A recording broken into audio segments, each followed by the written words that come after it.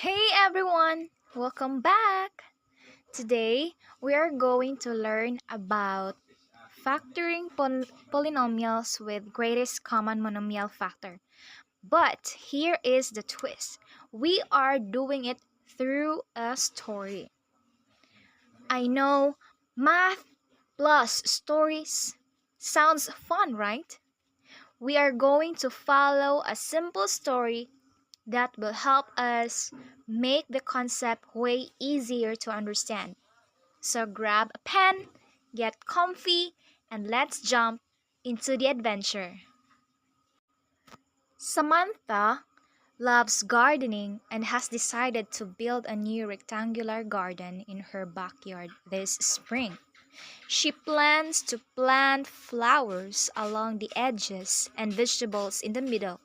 To make the garden look neat and organized, she wants the length and width of the garden to be expressed using algebraic expressions that depend on a variable x, which represents a unit of measurement related to the size of the plants. After measuring, Samantha finds that the length of the garden can be represented by the polynomial 6x squared plus 9x meters. The width of the garden can be represented by the polynomial 3x squared plus 6x meters. Before calculating the area of her garden, Samantha wants to simplify these expressions to make the multiplication easier. She decides to factor out the greatest common monomial from both the length and width expressions. Now here's the question.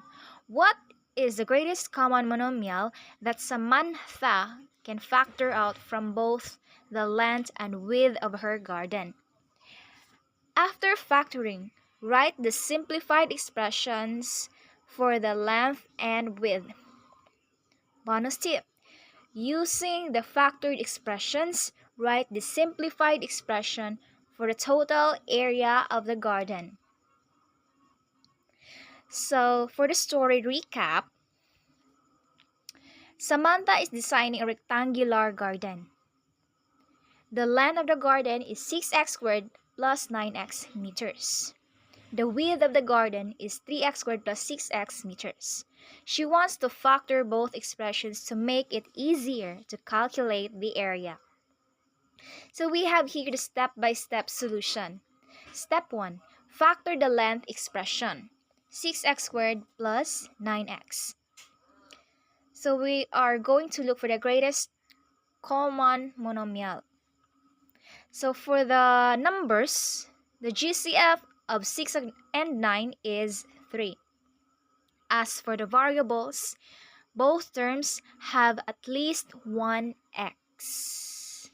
So the GCF or the GCMF is 3x. Now factor it out. So 6x squared divided by 3x, we got 2x. And 9x divided by 3, we got 3. So the factored length is 3x times 2x plus 3. Step 2. Factor the width expression, 3x squared plus 6x. The GCF of 3 and 6 is 3. Both terms have 1x. So the GCF is 3x. Now factor it out. 3x squared divided by 3x equals x. 6x divided by 3x is 2. Therefore, the factored width is 3x times x plus 2. Step 3. Find the area of the garden. The area of a rectangle is length times width. Use the factored forms. Area equals 3x times 2x plus 3 times 3x times x plus 2. Multiply step by step. First, multiply the constants and variables. 3x times 3x equals 9x squared. Second, Multiply the binomials by distributive property or FOIL method. We got 2x times x plus 2x times 2 plus 3 times x plus 3 times 2 equals 2x squared plus 7x plus 6. Now, the final expression for area is 9x squared times 2x squared plus 7x plus 6. So, for the summary of our answers, the factored length is 3x times 2x plus 3. The factored width is 3x times x plus 2. And the total area is 9x squared times 2x squared plus 7x plus 6.